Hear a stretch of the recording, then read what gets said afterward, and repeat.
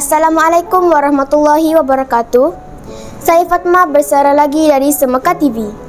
Tanggal 19 Rabiul Akhir 1443 Hijrah, tercipta satu lagi sejarah di SMK Renek kerana dilawati oleh pengarah-pengarah BPL TV seluruh Malaysia sempena penyelarasan guru program vokasional menengah atas PVMA. Jom kita saksikan ucapan Puan Hajar Rohani binti Ali Elais Wahab, Pengetua SMK Renek semasa program ini berlangsung. Bismillahirrahmanirrahim. Assalamualaikum warahmatullahi ta'ala wabarakatuh. Dan salam sejahtera. Terima kasih diucapkan kepada Cikgu Tuan Haslina binti Tuan Hassan selaku pengerusi majlis pada pagi ini. Yang berusaha Encik Muhammad Hilmi bin Sumaat, Ketua Penolong Pengarah Kluster Pembangunan Kurikulum dan Program TVET Bahagian Pendidikan dan Latihan Teknikal Vokasional KPM. Yang berusaha Encik Najib bin Sabari, Penolong Pengarah Sektor Pembangunan Kejurulatihan dan Hubungan Industri BPL TV KPM. Yang berusaha Encik Muhammad Syahmi bin Seni, Penolong Pengarah Sektor Pengurusan Kecemerlangan TVET BPL TV KPM. Yang berusaha Encik Hishamuddin bin Uthman, Ketua Penolong Pengarah Unit TVET Jabatan Pendidikan Negeri Terengganu, Penolong Pengarah Jabatan Pendidikan Negeri Sabah, JPN Kedah, JPN Selangor, JPN Johor dan JPN Pahang.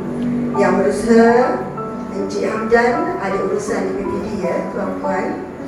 Yang dihormati Cikgu Haji Ismail bin Idris, Penolong Kanan Pentadbiran SMK Renek, Cikgu Rosli bin Zakaria, Penolong Kanan Al-Ehwal Murid, Cikgu Muhammad Yasir Arafat bin Daud, Penolong Kanan Co-Kurikulum.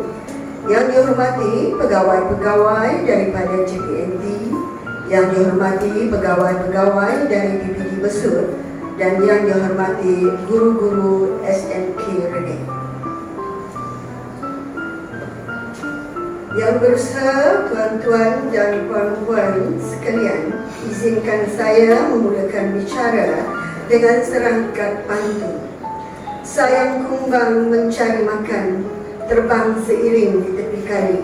Selamat datang kami ucapkan, moga diiringi restu ilahi. Pertama sekali, saya mengucapkan selamat datang dan jutaan terima kasih atas kesudian dan yang berusaha tuan-tuan dan puan-puan melakukan rawatan rasmi ke sekolah kami pada hari ini. Untuk makluman tuan-tuan dan puan-puan, SMK Renek adalah akronimnya iaitu Semekar.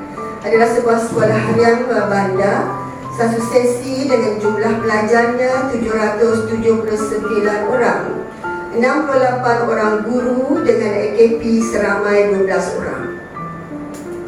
Semekar mempunyai 4 aliran utama iaitu arus perdana, tingkatan 6, PVMA dan juga KAA iaitu kemahiran aliran agama.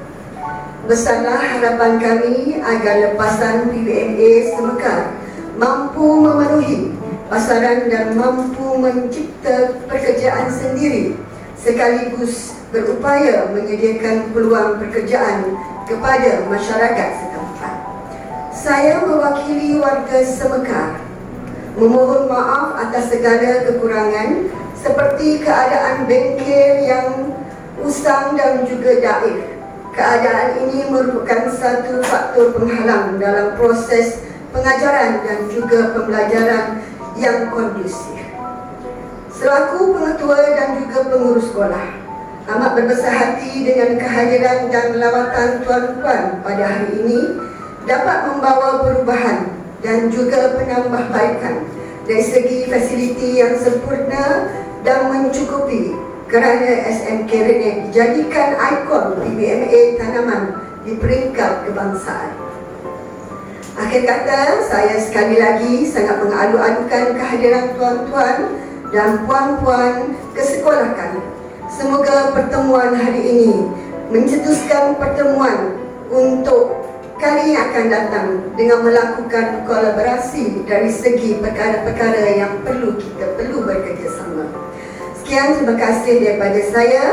Dan saya sekali ini lagi meminta izin daripada tuan-tuan dan puan-puan untuk membuat pembentangan tentang PBMA SMK ini.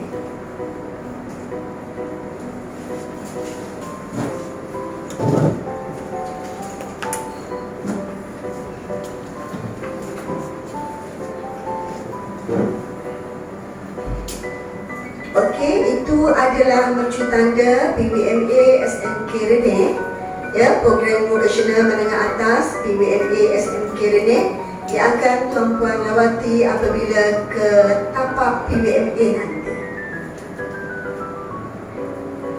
Dalam pembentaian saya bahagikan kepada 3 bahagian, iaitu bahagian pertama meliputi latar belakang, bahagian kedua aktiviti PBMA tanaman dan inovasi-inovasi yang dilaksanakan oleh guru-guru PBMA dan juga pelajar-pelajar PBMA kami. Dan yang ketiga ialah impak dan juga kemenjadian alumni. Ya, di sini saya akan terangkan kejayaan-kejayaan yang telah dicapai oleh alumni kami daripada aliran PBMA. Bahagian yang pertama, kita lihat kepada latar belakang sekolah. Tadi saya telah sebutkan bahawa sekolah kami adalah sekolah luar bandar, satu sesi dengan bilangan guru dan juga staf juga pelajar. Di sini kalau kita lihat kepada graf pencapaian peningkatan enrollment pelajar PBMA menunjukkan permintaan yang tinggi daripada pelajar tingkatan 3 untuk memasuki aliran PBMA. 2017 dan 2018 kita mempunyai calon seramai 17 orang dan juga 18 orang. Tetapi pada tahun 2019 kita tidak mempunyai calon kerana kita tidak mendapat sijil pentaulihan daripada PBC, iaitu Pusat Bertauliah Cawangan dan juga JPK. Jadi calon yang seterusnya kita ambil adalah pada tahun 2020 dengan jumlah pelajarnya ialah seramai 18 orang bagi tingkatan 5, tuan-tuan dan puan-puan. Kalau kita lihat kepada peningkatan pelajar, ya, untuk tahun 2021 berlaku peningkatan sebanyak 44%, di mana jumlah tingkatan 4 sudah pun ada. Jadi jumlah di sini berlaku peningkatan sebanyak 44%. Di sini jelas menunjukkan bahawa minat pelajar tingkatan 3 untuk memasuki aliran PBMA telah meningkat. Sebab apa? Sebab mereka melihat kemenjadian murid yang berlaku kepada pelajar-pelajar lepasan PBMA di sini.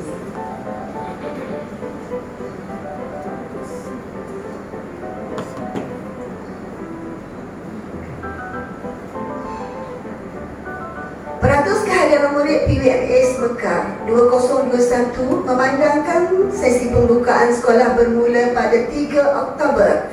Jadi kehadiran pada bulan Oktober adalah sebanyak 81.39%. Tetapi untuk kehadiran November, ya, pada bulan ini, berdasarkan kepada data APDM yang telah kita ambil, menunjukkan peningkatan kehadiran pelajar sebanyak 100%. Jadi di sini kita lihat ada peningkatan kemenjadian murid dari segi kehadiran, di mana mereka mempunyai komitmen untuk hadir dan juga untuk melakukan aktiviti dan juga proses PDPC di bengkel PBMA.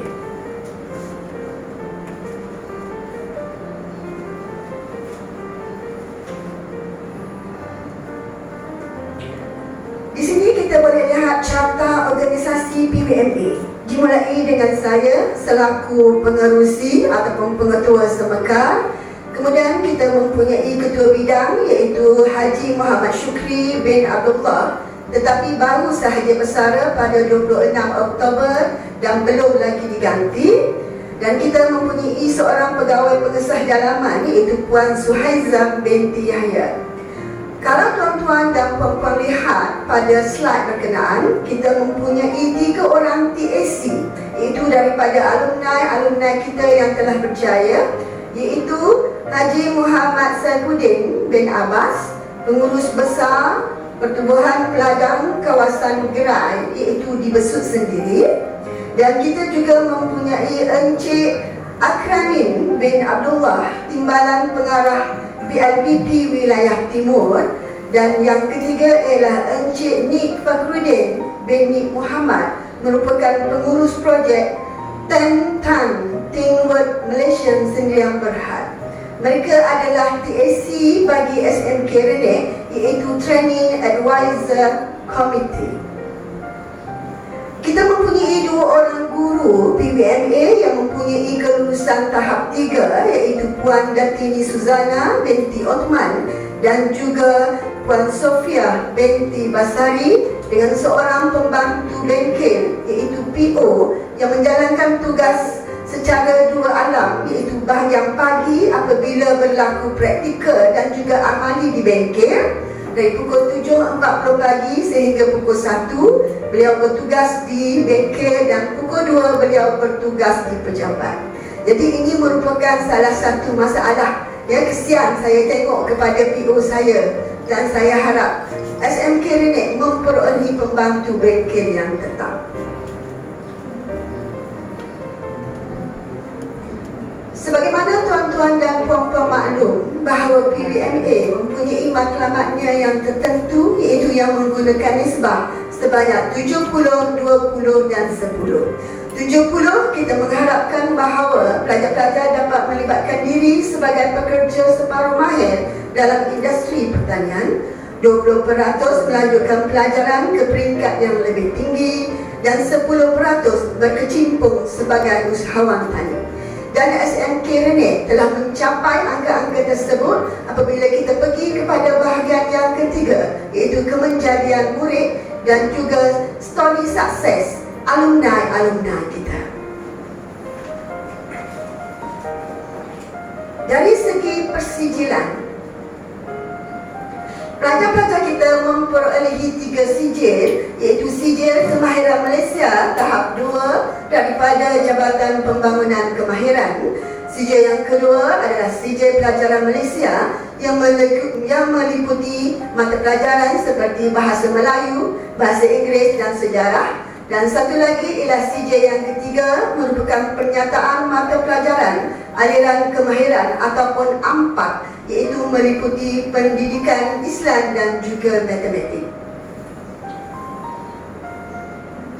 Kita beralih kepada sektor bengkel PBMA.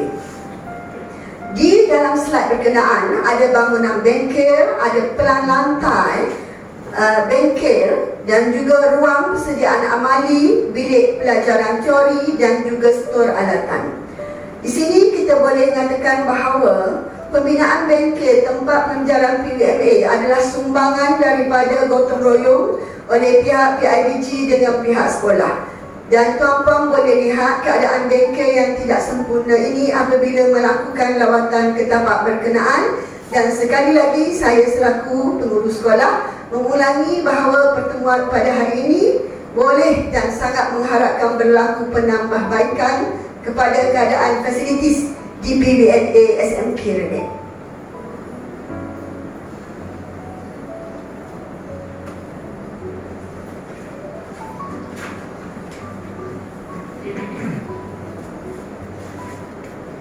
Pelan tapak penanaman.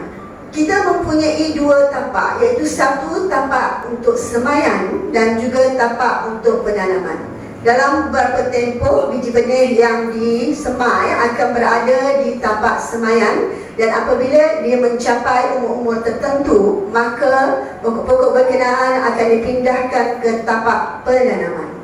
Keluasan tapak penanaman kita adalah 0.75 ekar. Kita beralih kepada bahagian yang kedua, iaitu aktiviti PNA tanaman dan inovasi yang dilaksanakan oleh guru PBMA saya dan juga pelajar-pelajar PBMA saya. Aktiviti yang pertama ialah penanaman asparagus. Ya, inovasinya ialah asparagus biasa ditanam di kawasan tanah tinggi, tetapi kita telah melakukan inovasi dengan melakukan asparagus bagi kawasan tanah rendah. Nama saintifik bagi asparagus ialah Asparagus officinalis. Sesuai ditanam di Malaysia, boleh ditanam di atas tanah ataupun di dalam pasu, memerlukan penjagaan yang mudah, tidak mudah diserang oleh penyakit, boleh dituai dalam masa setahun dan boleh hidup dalam jangka masa 20 tahun. Sangat sedap dan berkhasiat, harga mahal dan menjadi hidangan di hotel, boleh dimasak dengan berbagai resepi, boleh dibiarkan dengan dua cara, iaitu menggunakan biji benih dan juga crown. Crown ini maksudnya ialah akar pokok yang telah mencapai umur 2 tahun. Dan untuk makluman tuan-tuan dan puan-puan, segala maklumat mengenai pokok-pokok yang ditanam oleh pelajar-pelajar PBMA, tuan-tuan akan perolehi melalui scan, iaitu barcode yang disediakan di tapak PBMA yang ada di setiap jenis tanaman. Yang kedua ialah anggur dari jenis Black Ozite. Ya, dipercayai berasal daripada Rusia, tahan lasak dan sesuai dengan cuaca di Malaysia, sangat manis dan berwarna hitam. Ini adalah juga satu inovasi, sebab biasanya tumbuhan ini bukannya ditanam ya di Malaysia, tetapi kita telah mengadakan satu inovasi dan tuan-tuan boleh tengok dengan mata ya sendiri, pokok ini tumbuh dengan suburnya. Boleh mengeluarkan hasil seawal 8 bulan dan ia mula ditanam ialah pada 12 Jun 2021. Tak cukup lagi 8 bulan tuan-puan. InsyaAllah ya, dengan kesuburan pokok kita akan dapat lihat hasilnya dalam masa 8 bulan insyaAllah. Inovasi yang ketiga ialah strawberry daripada jenis Progaria ananasa. Pembiakan melalui sulur anak, pokok senang dijaga dan rajin berbuah. Rasa buahnya manis, boleh ditanam di dalam pasu dan juga di polybag. Inovasi yang dilaksanakan oleh pelajar PBMA, biasanya pokok strawberry ini ditanam di kawasan tanah tinggi, tetapi inovasi yang telah kita buat ialah sesuai untuk ditanam di kawasan tanah rendah. Buahnya lebih besar, sesuai iklim panas dan boleh juga ditanam di halaman rumah kita sendiri pun boleh. Jadi insya-Allah pada hari ini tuan-puan dapatlah merasai strawberry apabila kita jadikan dia sebagai salah satu dessert untuk makan tengah hari nanti. Pokok yang keempat ialah kobes. Ya, sedang membesar, berbentuk bulat. Nama saintifiknya ialah Brassica oleracea. Purata beratnya ialah lebih kurang 1 kg hingga 1.5 kg. Matang dalam tempoh 60 hingga 90 hari selepas disemai dan mempunyai khasiat yang tinggi. Untuk khasiat-khasiat dan cara memasaknya boleh diketahui apabila tuan-puan scan barcode yang diletakkan di kawasan kobes berkenaan.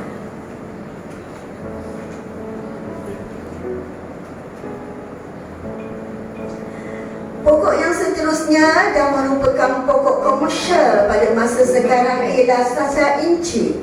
Nama saintifiknya ialah Pulchanitia volubilis yang ditanam pada 9 November 2021. Buah ini menghasilkan kekacang yang boleh dijadikan minyak yang mengandungi kandungan omega yang begitu tinggi, iaitu omega 3, omega 6 dan omega 9 serta mengandungi vitamin A dan juga E. Boleh menghasilkan berbagai jenis Asid iaitu essential amino acid, alpha linolic acid dan juga fatty acid. Daun boleh dijadikan sebagai teh yang boleh menurunkan bacaan gula bagi pesakit kencing manis dan juga darah tinggi, sementara pucuknya boleh dimasak dan dijadikan ulam. Buah boleh diambil buat ke kacang panggang yang kaya dengan omega plus vitamin A dan E. Dipercayai boleh membantu mencegah sel-sel kanser dalam badan, diiktiraf sebagai superfood dan king of omega. Tanaman seterusnya yang ada di tapak PBMA ialah sawi bunga. Tarikh disemai ialah 12 Oktober 2021 dan tarikh ditanam adalah pada 1 November 2021. Merupakan sawi jenis berbunga, batangnya lembut dan sedap, sesuai ditanam secara hidroponik dan juga di atas tanah. Matang hari yang ke-28 hingga 30 hari selepas ditanam. Ini wasi yang kita laksanakan di sini yang tuan-tuan boleh lihat ialah tentang cara penyiraman pokok sawi berkenaan yang menggunakan kaedah siraman kabus. Apabila tuan-tuan membuat lawatan ke tapak PBMA, insya-Allah kita akan pasang cara siraman tersebut. Pokok yang seterusnya ialah salad. Nama saintifiknya ialah Lactuca sativa. Sesuai ditanam di kawasan tropika panas dan lembap sepanjang tahun. Sejenis salad yang daunnya longgar dan berwarna hijau muda, matang pada hari ke-40 hingga 50 selepas ditanam dan sedap dimakan mentah sebagai ulam.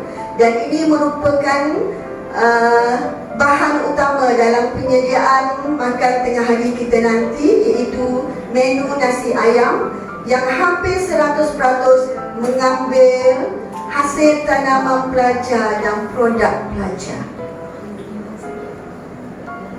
Tanaman yang seterusnya ialah daun ketumbar, pokok ketumbar. Nama saintifiknya ialah Corydon sativum. Biasanya 7 hingga 14 hari untuk biji benih ketumbar bercambah.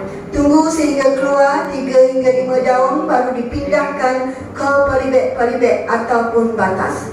Hanya siram sekali sehari, sangat sesuai menggunakan baju organik. Boleh dituai selepas 30 hari dipindahkan ke polybag, pasu ataupun batas. Jika dibiarkan lama, ketumbar mula mengeluarkan bunga pada umur 3 bulan selepas ditanam. Juga merupakan bahan utama untuk penyediaan makan tengah hari kita.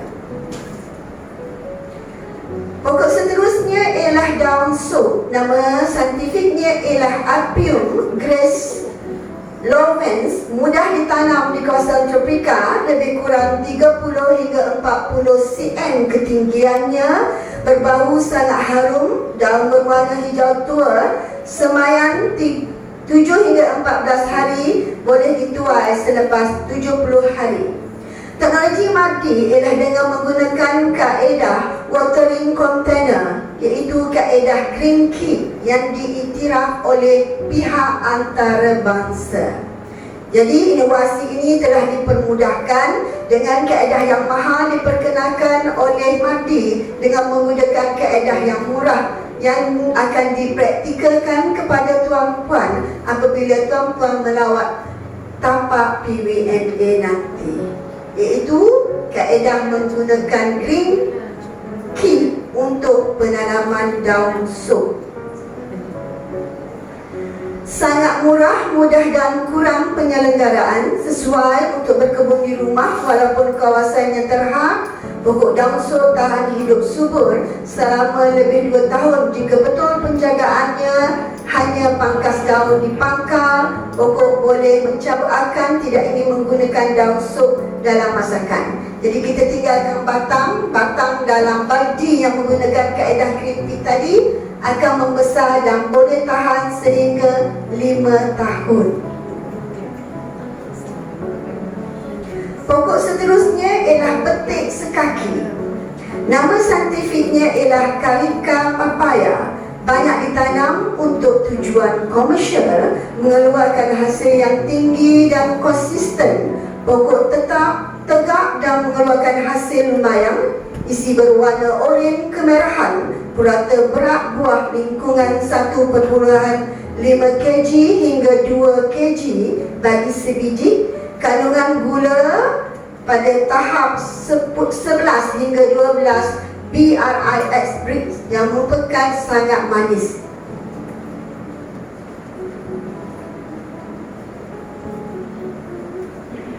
Penanaman kita yang seterusnya ialah nenas. Nenas yang kita tanam ialah jenis MD2. Nama saintifik dia ialah Ananas commosus. Isi penuh, berjuisi, manis dan rangup, tidak gatal pada lidah. Nenas ini adalah nenas jenis premium, banyak kandungan nutrisi dengan berbagai vitamin serta mineral, mempunyai kandungan enzim bromelain yang tidak terdapat dalam buah-buahan lain. Jenis nenas MD2 ini adalah nenas yang tahan lasak, tidak mudah diserang penyakit dan mudah untuk dibiarkan. Dia juga merupakan salah satu menu untuk dessert tengah hari. Saya ulang sekali lagi, boleh dikatakan 100% yang kita makan pada waktu tengah hari tadi adalah hasil pengeluaran daripada tapak PVMA Semekar. Tanaman seterusnya ialah Markisa ungu. Ditanam pada 3 Oktober 2020, warna buah hijau semasa muda bertukar warna ungu apabila masak. Dipercayai berasal daripada selatan Brazil, Paraguay dan Argentina Utara, mengandungi beta-karotin yang mampu menurunkan risiko kanser, kandungan vitamin C tinggi, mampu meredakan gejala asma, serat di dalamnya membantu sistem pencernaan sihat, dan kandungan magnesium tinggi boleh mengurangkan stres dan juga boleh menyenyapkan tidur.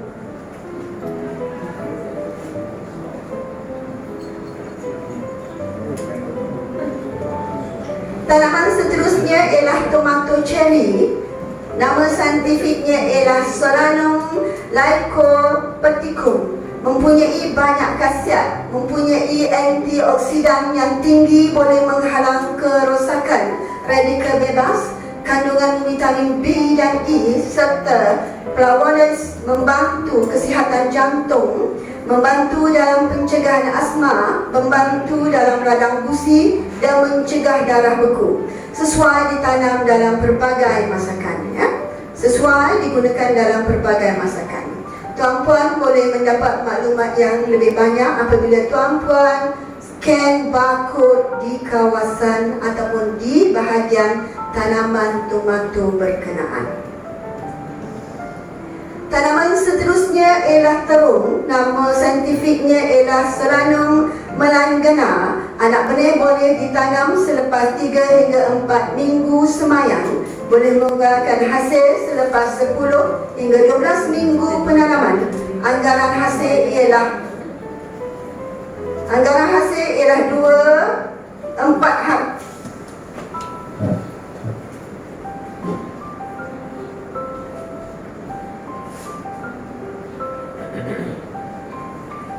Anggaran hasil ialah 0.8 kg hingga 1.8 kg untuk sepokok, sering menjadi pilihan dalam masakan Melayu, kaya dengan antioksidan dan pelbagai khasiat yang baik untuk kesihatan.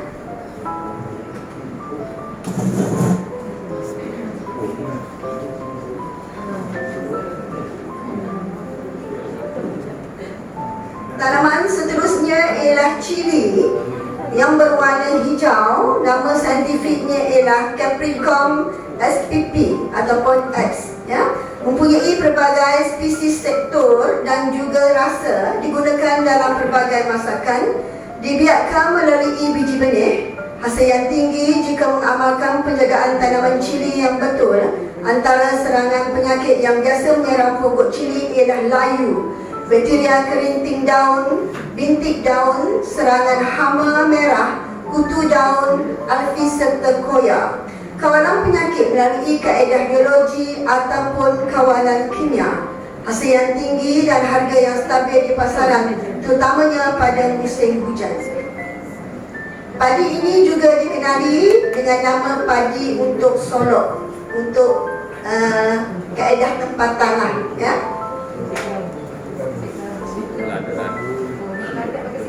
Menu untuk nasi kerabu. Okey, kita beralih kepada ruang kerja, amali, PDPC dan juga tapak penanaman. Jadi di dalam slide ada berbagai-bagai, ya. Ada berbagai-bagai tempat yang dilabelkan di bahagian berkenaan.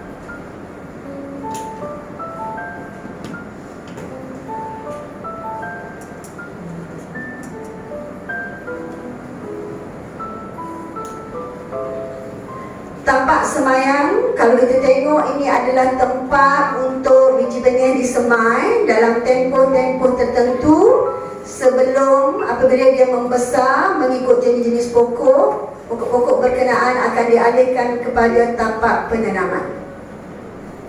Stor alatan dan stor mesin, kita ada beberapa stor untuk menempatkan peralatan-peralatan PWMA untuk menjayakan, ya, apa saja aktiviti PDPC, amali. Kita telah menjalankan beberapa JNJ, iaitu jalinan dan juga jaringan dengan beberapa pihak. Ini kerjasama kita dengan KV Pasir Putih, iaitu kita telah menggunakan drone untuk mengambil gambar-gambar secara dekat sebagai satu dokumentasi apabila lawatan Timbalan Menteri Pendidikan tahun lepas, iaitu Tuan Muslimin bin Yahya. Jaringan dan jaringan dengan pihak-pihak lain untuk menyediakan wings dan juga NOS bagi pelajar-pelajar PWMA. Dan kita juga telah mengadakan banyak, ya, jaringan dan jaringan juga, terutama sekali ialah bantuan daripada TSC kita, iaitu Training Advisor Committee, terutama sekali apabila, ya, sebagai pra-persediaan lawatan menteri pada tahun lepas. Ini adalah, ya, surat-surat dan juga dokumen-dokumen yang menunjukkan berlakunya JNJ di antara SMK Renek dengan pihak-pihak lain. Taman PWMA.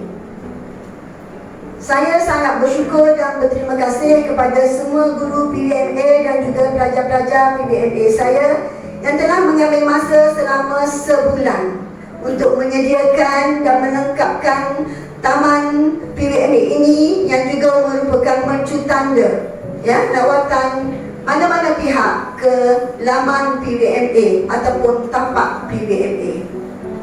Bahagian yang ketiga ialah impak dan kemenjadian alumni.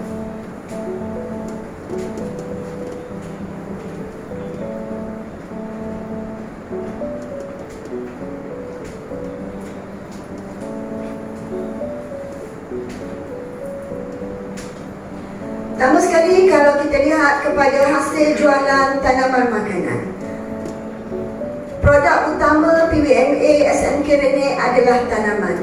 Selain daripada kegunaan pelajar-pelajar sendiri, hasil-hasil apabila tanaman-tanaman berkenaan matang, kita telah jual dengan menjadikan koperasi sekolah sebagai tempat untuk pemasaran dan juga gerai-gerai di sekitar kawasan sekolah untuk memasarkan hasil-hasil jualan kita. Dengan berbagai-bagai jenis tanaman yang ditanam, maka banyaklah hasil yang kita perolehi. Jadi kalau kita lihat di situ, untuk tahun 2017, pendapatan bagi PWMA Semekar adalah sebanyak 2870. Dan berlaku peningkatan apabila pada tahun 2018, di mana hasil daripada jualan telah meningkat sebanyak 18.82%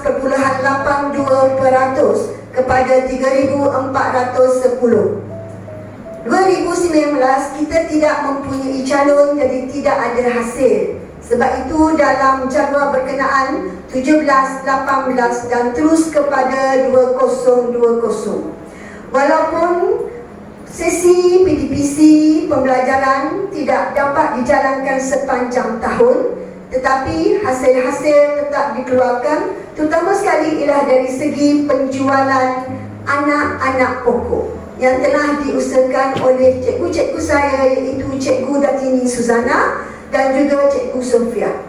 Pengeluaran hasil di sini adalah sangat kurang, tetapi penjualan anak-anak pokok sangat memberangsangkan.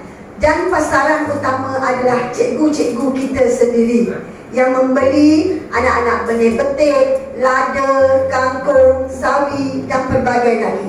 Jadi daripada komitmen semua pihak, daripada komitmen semua warga Semekar dan juga masyarakat sekitar, hasil jualan pada tahun 2020 telah meningkat walaupun dengan kadar yang sedikit, iaitu sebanyak 7.62%, dengan jumlah hasil jualannya ialah sebanyak 3.670. Jadi alhamdulillah di sini kalau kita lihat secara positifnya, pandemik COVID-19 tidak menghalang untuk cikgu-cikgu PBMA saya menjalankan aktiviti dan juga menjual hasil-hasil tanaman yang ditanam.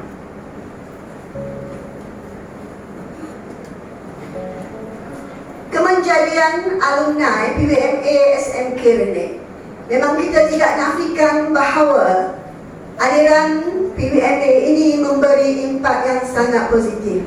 Pertama sekali ialah dari segi kemenjadian muridnya, iaitu pada tahun 2017 yang dapat menyambung pelajaran sebanyak 25%, bekerja 6%, bekerja 44%, bekerja sendiri 25% dan menjadi usahawan 6%. Berlaku peningkatan pada tahun 2018 kepada di mana bilangan yang paling peratus yang paling tinggi adalah peratus pekerjaan, daripada 44% kepada 56%. Jadi di sini membuktikan bahawa lepasan PBMA Semekar berjaya untuk memasuki pasaran-pasaran pekerjaan.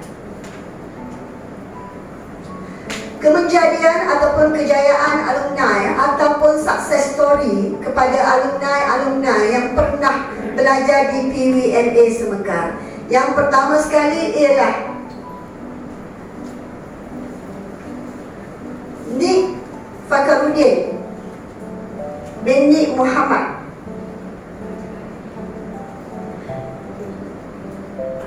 Beliau merupakan penolong pegawai pertanian, Ketua Unit Ekonomi Jabatan Kemajuan Orang Asli dan Negeri Kelantan dan Negeri Terengganu. Pendapatan beliau 2,500 sebulan, dan ini juga merupakan contoh alumni-alumni yang berjaya selepas mengambil PBMA sebagai aliran untuk pembelajaran. Yang kedua ialah Nur Fatin Suhada binti Wan Mansur. Beliau merupakan seorang usahawan tani yang telah membuat penanaman timun batang secara besar-besaran di Gong Medang bersama ahli keluarganya, di mana memperolehi gaji bulanan sebanyak 20,000.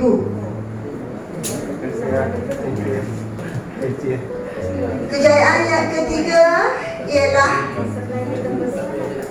Mimi Liza binti Muhammad, juga merupakan seorang usahawan tani yang telah mengusahakan ternakan itik telur, di mana mempunyai pendapatan yang besar. Jadi tuan-tuan boleh lihat pada slide berkenaan, di mana pendapatannya boleh mencapai 15,000 sebulan.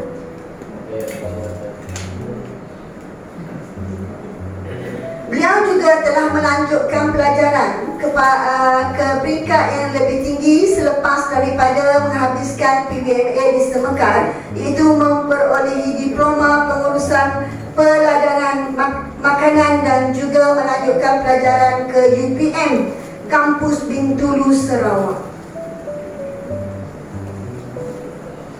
Alumni yang seterusnya ialah Muhammad Hadimullah bin Musa, memegang jawatan sebagai penolong pegawai ehwal ekonomi sebagai pengurus bahagian Pertubuhan Peladang Kawasan Kota Tinggi Johor.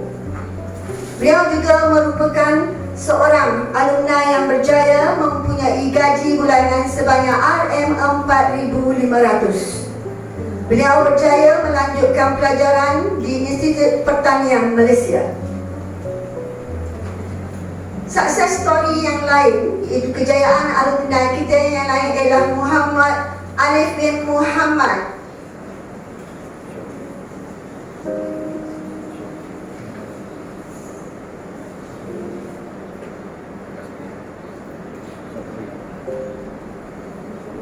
Muhammad Sukri, penolong eksekutif peladanan Felda Berhad dan memperolehi gaji yang tinggi. Beliau juga merupakan seorang alumni kita yang berjaya. Daripada penerangan saya tadi, itu adalah secara tidak langsung perjalanan ataupun cerita mengenai PVMA SMK Renek yang kita highlightkan sebagai PVMA Semekar. Semua maklumat yang saya sampaikan tadi, kita mempunyai Facebook sekolah yang tersendiri, iaitu Facebook Semekar Hebat, #Semekar Hebat. Semua maklumat tentang PVMA juga ada dan boleh dilihat dalam FB berkenaan. Itu saja pelaporan dan pembentangan saya mengenai PVMA Semekar yang meliputi 3 bahagian yang diakhiri dengan kejayaan-kejayaan alumni kita yang boleh dijadikan benchmark dan juga contoh kepada PVMA tanaman bagi negeri-negeri yang lain. Saya rasa itu saja pembentangan saya untuk hari ini. Mohon maaf di atas segala kekhilafan yang berlaku dan semua apa yang saya ceritakan tadi dapat dilihat dengan jelas apabila tuan-tuan dan puan-puan melawat ke tapak PVMA Semekar. Diharap program ini dapat menjamin hala tuju generasi akan datang di samping melestarikan sistem pendidikan berkualiti. Sekian saya melaporkan dari Semekar TV, berita terkini Semekar hari ini.